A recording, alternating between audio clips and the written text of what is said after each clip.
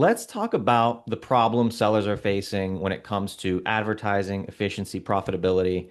So you have sellers out there. Some of them maybe have touched on geographical data, right? Maybe their Google ad campaign, they're just targeting the United States. Maybe they've touched at the city level or the state level.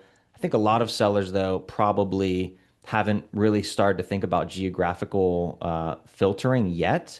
So if you Yes. want to just talk about the risks of having blindness to, your geographical data, what are some of the risks when it comes to not having this filter?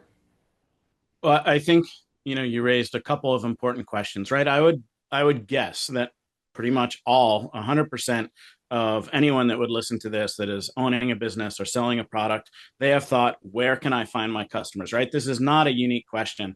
I think back in like 2006, even MySpace coined the term hyper targeting.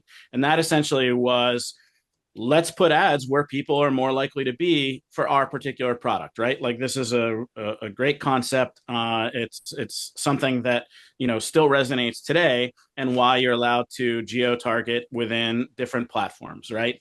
So the problem is essentially, how do you increase the likelihood and have a better ability to reach your audience? And I will point out a couple of issues right now, right? Privacy compliance. So as your ability to track sort of goes by the wayside in some instances, or it's not as robust as it used to be, even if you have a dossier on as many people as you can have, the reality is that there are patterns that exist geospatially that we're not otherwise addressing effectively to figure out the likelihood of where you should be advertising. And the platforms won't tell that information to you, right? A great example would be sort of, you may be getting an enormous amount of conversions. And let's say Google puts in sort of like all the pushes impressions into a certain zip code, right? We're talking zip code.